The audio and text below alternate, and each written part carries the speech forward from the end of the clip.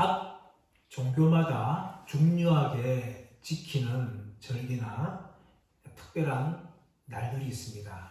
예를 들어서 불교는 석가탄신일을 아주 중요하게 생각하고 우리나라에도 공휴일로 정하고 있습니다. 이슬람은 여러 절기들이 있지만 라마단, 다시 말하면 마호메트가 코란을 계시받은 날을 기념하는 이 라마단 기간을 아주 중요하게 여깁니다. 우리가 믿는 기독교에도 중요한 날들이 있습니다. 성탄절, 부활절, 맥주감사절, 추수감사절, 이런 특별한 날들이 있는데 상대적으로 소외되고 있는 날이 성령강림절입니다. 성령강림절은 성령님께서 교회에 임하신 사도행전 2장 사건을 기념하는 절기입니다. 성령강림 사건이 왜 중요한가 하면은 크게 세 가지의 의미가 있습니다. 하나는 이 성령 강림을 통하여서 예수님의 새로운 사역이 열렸기 때문입니다. 예수님께서 이 땅에서 태어나시고 공생의 삶을 사시고 또 고난당하시고 십자가에 죽으시고 3일 만에 부활하시고 부활하신 후 40일 만에 승천하심을 통하여서 예수님은 하나님의 구속의 사역들을 완성하셨습니다. 이것이 바로 지상 사역의 종결입니다.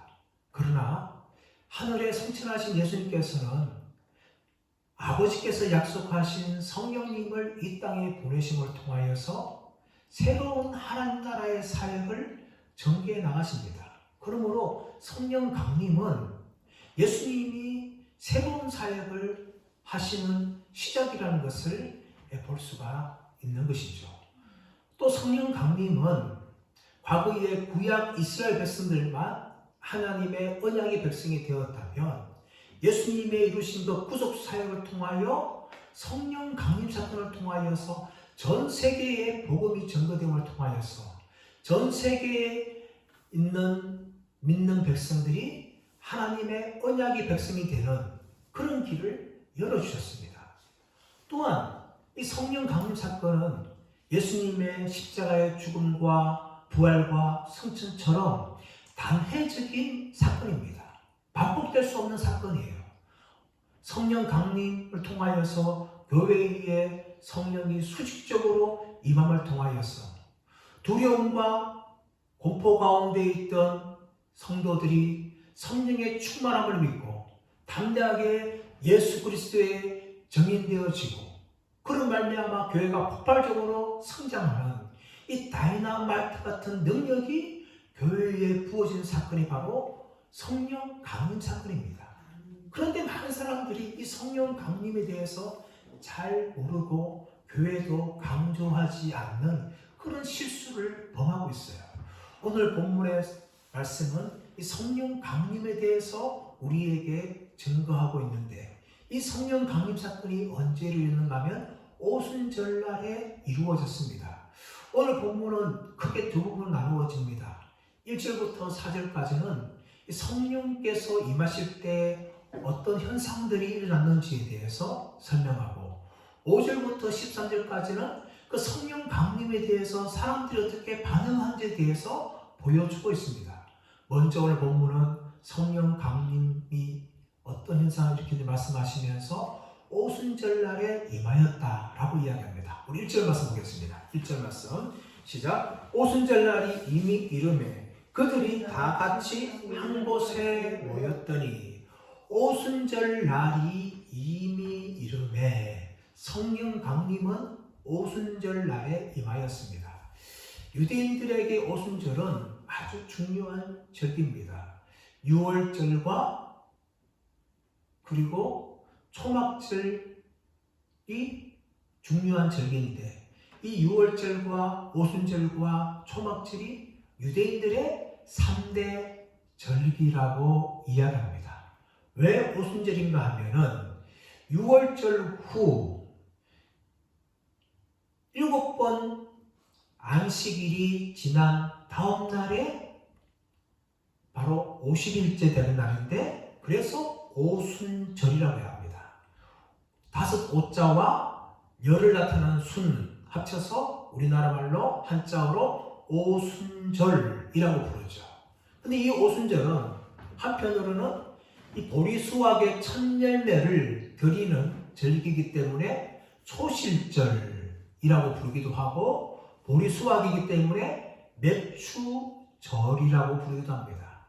또한 이 오순절은 6월절 후 첫째 안식일로부터 7째 맞는 날이기 때문에 칠칠절이라고 이렇게 다양하게 부릅니다.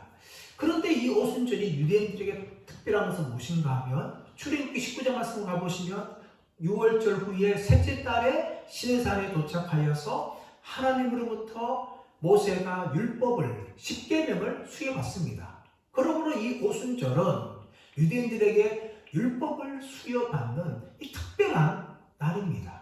이 오순절이 오늘 말씀 보면 이미 이름에 이미라는 것은 벌써라는 의미죠. 근데 이른다는 단어 앞에 이미라는 단어가 들어가는 것은 불필요한 거예요. 왜냐하면 이르다 이 단어가 심플레오레오라는 단어인데 완전히 성취하다, 완전히 채우다 라는 의미가 이미 들어가 있어요.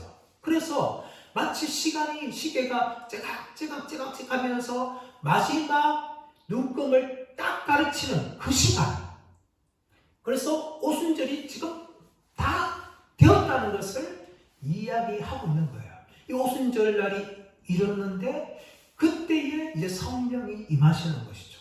그런데 제자들을 비롯한 이 120명의 성도들로 축대된 성도들이 함께 모여서 기도하는데, 그들은 오순절 날에 성령이 임할 줄은 몰랐어요.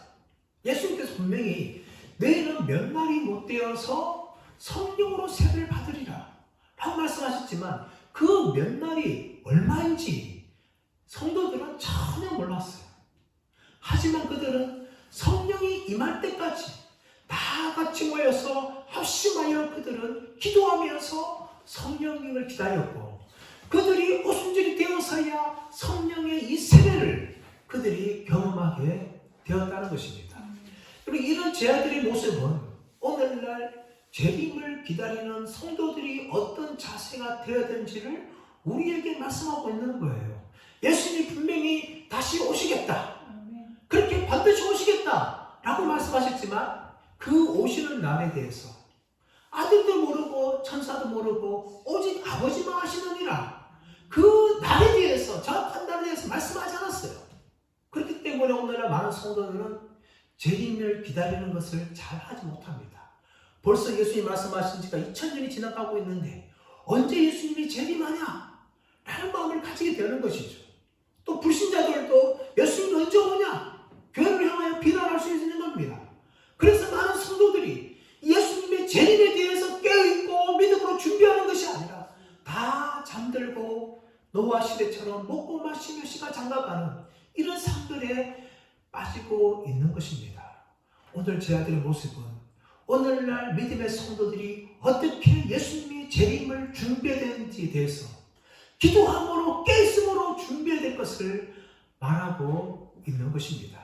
2절에서 3절 말씀 보시면 성령께서 강림하실 때에 나타난 현상에 대해서 말하고 있는데, 2절 말씀 보시면 호련히 하늘로부터 급하고 강한 바람 같은 소리가 있어 그들이 앉은 온 집에 가득하며, 호련이라는 것은 갑자기를 이야기하는 거죠.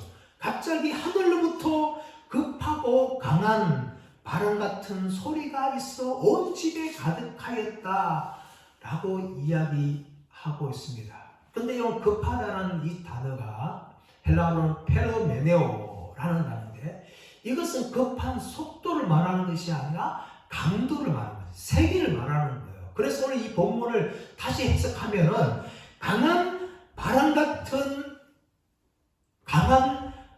같은 소리가 났는데, 그 소리가 어떤 소리인가 하면 마치 몰아치는 같은 그런 강한 바람 같은 소리가 났다는 것이죠. 그렇게 해석할 수가 있는 것이죠. 그 강한 바람 같은 소리가 몰아치면서 으르렁거리는 소리가 온 집안에 가득 차게 나타났다라고 본문이 해석될 수가 있는 겁니다. 그래서 3절 말씀 보시면 마치 불의 혀같이 갈라지는 것들이 그들에게 보여 각 사람 위에 하나씩 임하여 있더니 라고 이야기하죠. 마치 불의 혀같이 갈라지는 것들이 그들에게 보였는데 각 사람 머리 위에 하나씩 임하여 있다 라고 이야기합니다. 이 본문도 헬라어 성경을 직역한 영어 NSV의 번역을 보게 되어지면 그들 각자가 조각조각 쪼개지는 불과 같은 혀들이 그들의 머리 위에 하나씩 임하여 있더니 라고 번역이 되어야 좀 더 정확한 번역이 되어지는 겁니다. 근데 여기서 강조하는 것은 불이 아니라 혀입니다. 혀. 불과 같은 혀를 강조하는 거죠.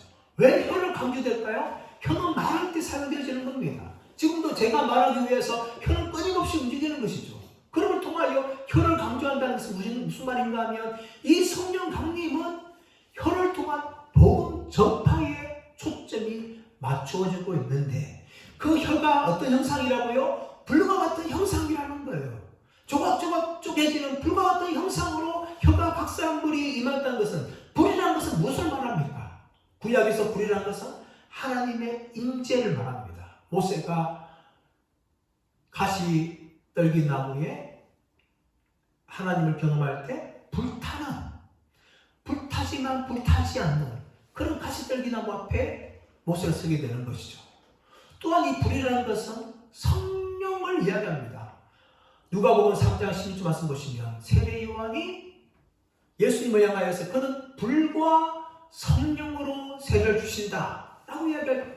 이 성령이라는 것은 불을 이야기하는 것이죠. 불을 태우는 것입니다. 정결케 하는 거예요. 우리 모든 죄를 정결케 하는 것이 바로 이 성령님의 사역인데 바로 그 성령님의 사역은 혀를 통하여서 민족 가운데 복음이 전파되는 그런 것에 의해서 성령께서 임하셨다는 것을 오늘 성령 강림을 통하여 보여주고 있는 것입니다. 그런데 오늘 4절 말씀 가보시면 그들이 다 성령의 충만함을 받고 성령이 말하게 하심을 따라 다른 언어들로 말하기를 시작하니라 라고 이야기합니다. 이 성령께서 임하신데 다시 말하면 예수님 말씀처럼 성령 세례가 임하였는데 그 집안에 모인 모든 사람들이 어떻게 되었을까요? 성령 충만을 받았다는 거예요. 이 성령 충만함, 이 충만한 단어가 헬라어로 플레도라는 단어인데 이 단어는 조금 더 빈틈이 없이 가득 채워진 우리 머리 생각 속에서 어떤 잡생각이 들어오지 못할 정도로 가득 채워진 의미가 충만함의 의미입니다. 그런데 오늘 성령 세례가 임할 때에 이들은 동시에 무엇을 받는가 하면 성령 충만을 받는 거죠. 근데 여러분 일반적으로 성령 세례와 성령 충만은 구분되어지는 다른 거예요. 우리가 거듭날 때에 성령으로 거듭나죠. 그것이 바로 성령 세례입니다. 근데 성령 충만 언제 받습니까? 나중에 믿음 생활하면서 차후에 받는 것이고 성령 세례는 거듭날 때 받는 이례적인 것이라면 성령 충만은 반복해서 우리가 믿음 생활에 받는 것이 바로 성령 충만입니다. 이렇게 성령 세례와 성령 충만은 동시에 일어날 수가 없는데 오순절 성령 강림 사건에서는 특별하게 동시적으로 일어나는 것이죠. 그들이 성령으로 세례 받자마자 동시적으로 무엇을 받는가 하면 이 성령의 충만을 받고 그 성령 충만의 결과가 뭡니까? 다른 언어들로 말하기 시작했다는 것입니다. 이 다른 언어는 뭡니까? 다르다는 것은 전혀 새로운 의미를 가지고 있어요. 유대인들은 보통적으로 조금 배운 유대인들은 히브리어와 그리고 아람어와 헬라어 정도는 배운 유식한 유대인들은 사용하였습니다. 물론 무식한 사람들은 뭐 히브리어나 아람어 정도만 사용했지만 유식한 유대인들은 이 세 가지 언어를 사용했어요. 그런데 오늘 이 다른 언어라는 것은 히브리어와 아람어와 헬라어가 아닌 전혀 이들이 배우지 않은 새로운 외국어를 말하기 시작했다는 것을 성경이 말하고 있습니다. 이것이 바로 오순절 성령 강림 사건에 나타난 현상이에요. 자, 그런데 이런 현상을 보고 사람들이 어떻게 반응할까요? 5절 말씀 볼까요? 5절 말씀 시작. 그때에 경건한 유대인들이 천하 각국으로부터 와서 예루살렘에 머물러 있더니, 그때에, 언제가 그때예요?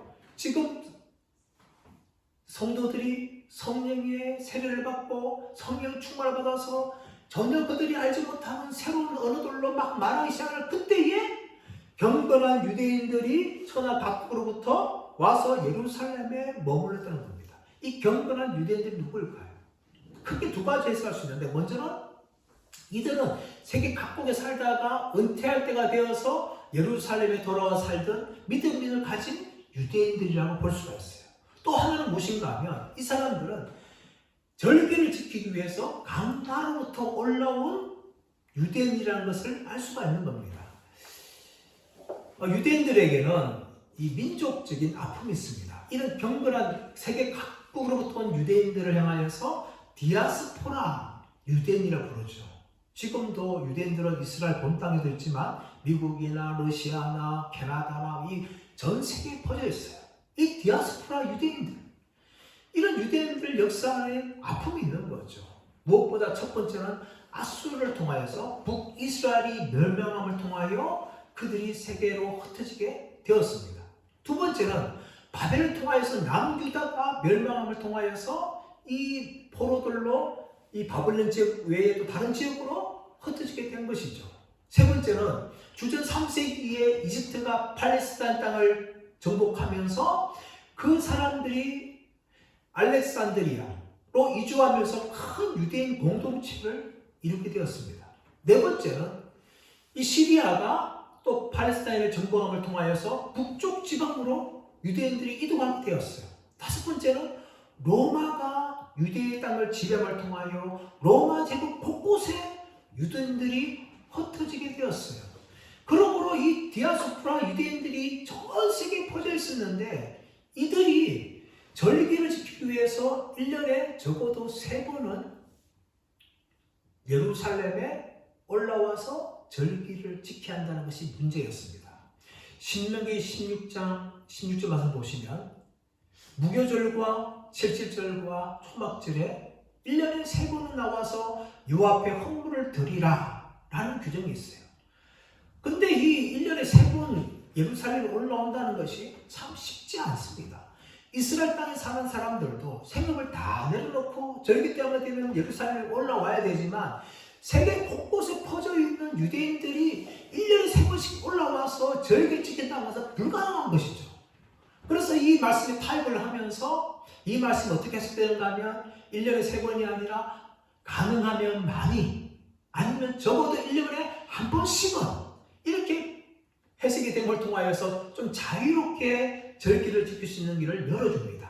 하지만 경건한 유대인들은 신명기 16장 16절 말씀에 따라서 힘써 절기를 지키려고 했는데, 오늘 이 본문에 올라왔던 이 경건한 유대인들은 아마 6월절부터 올라와서 오순절까지 계속해서 예루살렘에 머물고 있었던 그런 유대인들로 볼 수가 있습니다.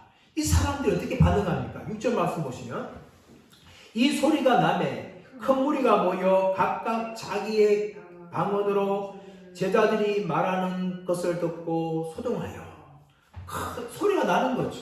이 제자들이 막 각 나라 언어로 막 말하기 시작하니까 그 소리가 웅성웅성한 소리를 듣고 이들이 모였는데 큰 무리가 모였다고 이야기합니다. 큰 무리. 보통 여러분 이 예루살렘에 거주할 수 있는 최대 인구가 10만이라고 봅니다. 10만을 보는데 어떤 학자들은 이 오순절 기간에 20만 명이 모였다라고 이야기하고, 또 어떤 학자들은 아주 과정해서 100만 명이 모였다, 그렇게 과장적으로 말하는 사람들이 있는데, 정확하게 얼마나 모이겠지만 아마 적어도 20만 정도는 예루살렘에 빽빽하게 모일 수 있었어요. 그래서 이 사람들 일부가 이 소리가 웅성웅성 나니까 큰 무리가 이 제자들이 지금 이게 애국을 말하는 지역으로 찾아와서 그들이 하는 건 뭔가 하면 그 소리를 듣고 소동하는 거죠. 이 소동했다는 건 무슨 말인가 하면 깜짝 놀란 거예요. 깜짝 놀란 거. 어떻게 깜짝 놀랐습니까? 7절 말씀을 자세히 말하고 있는데 다 놀라 신기하게 여겨 이르되 보라 이 말하는 사람들이 다 갈릴리 사람이 아니냐. 다 놀라 신기하게 여겼다라고 이야기합니다. 이 다 놀랐다는 것은 엑스탄토, 다시 말하면 큰 충격을 받아서 정신을 잃을 정도의 놀라움을 이야기합니다. 신기하다는 것은 에다마우존, 이것은 무슨 말인가 하면 이상하게 여기다, 더 나아가서 두렵게 여기다 할 정도로 그들은 신기하게 여겼는데 그 신기한 이유가 뭡니까? 그들이 어떻게 반응합니까? 이 갈릴리 사람들이, 이 말하는 사람들이 다 갈릴리 사람들이 아니냐라고 이야기하는 거죠. 이 갈릴리 사람들이 뭡니까? 자기들이 알지 못하는 새로운 언어들로 외국어를 막 말하기 시작한 거예요. 그런데 이 말하는 사람들이 갈릴리 사람들이 아니냐? 이건 무슨 말일까요? 갈릴리 사람들에 대해서 조롱하는 말들이죠. 왜냐하면 이 갈릴리 사람들은 유대인들에게 일반적으로 특별하게 무식한 사람들이라고 그들은 조롱을 당하였어요. 갈릴리 지방은 예루살렘에 비하면 변방입니다. 변방이기 때문에 교육과 문화 혜택을 상대적으로 받지 못한 사람들이라고 이야기하는 것이, 그것이 바로 갈릴리 사람들이라는 겁니다. 또 하나는 무엇인가 하면 이 갈릴리 사람들은 이 발음을 잘 못하는데 그 중에 발음 잘 못하는 게 무엇인가 하면 목으로 내는 된소리 발음, 이것은 후음이라고 이야기하는데 그 후음을 정확하게 말하지 못하는 거예요. 그래서 베드로가 예수님을 자기는 모른다라고 3번씩이나 부인하는데 왜 그 베드로의 말을 듣는 사람들이 너는 갈릴리 사람이 아니냐, 왜 모르느냐, 그렇게 말했던 이유가 무엇인가 하면 이 베드로의 발음이 이미 예루살렘 사람과 전혀 다른 이 목으로 된 된소리 발음을 내지 못하는 구조를 갖고 있기 때문에 그 베드로의 말을 듣고 갈릴리 사람이라는 걸 알았다는 것이죠. 그래서 너는 갈릴리 사람이니까 예수의 제자다 라고 말한 것입니다. 이 갈릴리 사람들은 무식하고 히브리어나 아람어 외에 다른 언어를 알지 못한 사람들입니다. 그리고 발음도 잘 못하는 사람들이 유창하게 그들이 전혀 알지 못한 외국어로 말하니까 사람들이 다 깜짝 놀랄 수밖에 없는 것이죠. 그 8절 말씀 보시면 우리 각 사람이 낭법 방언으로 듣게 되는 것이 어찌 되리냐라고 이야기합니다.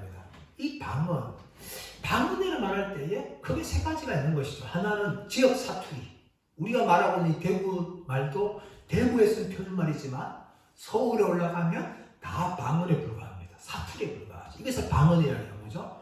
또 하나는 무엇인가 하면 고린도전서 12장과 14장에 나오는 성령으로 주어진 은사로서의 방언을 이야기하고 있고, 또 하나는 사도행전 2장에 나오고 있는 외국어를 방언이라고 이야기합니다.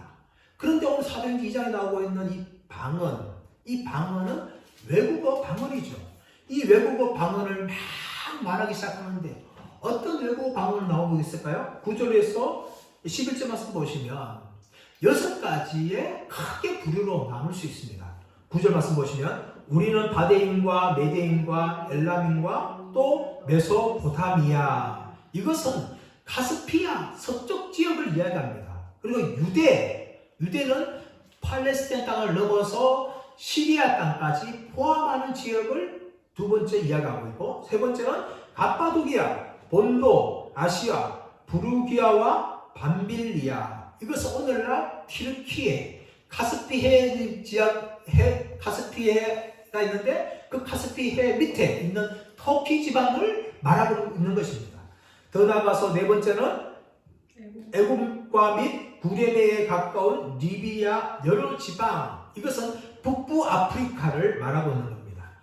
5번째는 로마로부터 온 나그네, 곧 유대인과 유대교에 들어온 이 사람들, 로마 지역에 말하는데 나그네, 유대인들, 디아스포라 말하고 있는 디아스포라 유대인들 뿐만 아니라 유대교에 들어온 이방인들은 개중한 이방인들을 이야기하고 있는 것입니다. 6번째는 그레네인과 아라비아인들로 이렇게 나누어집니다.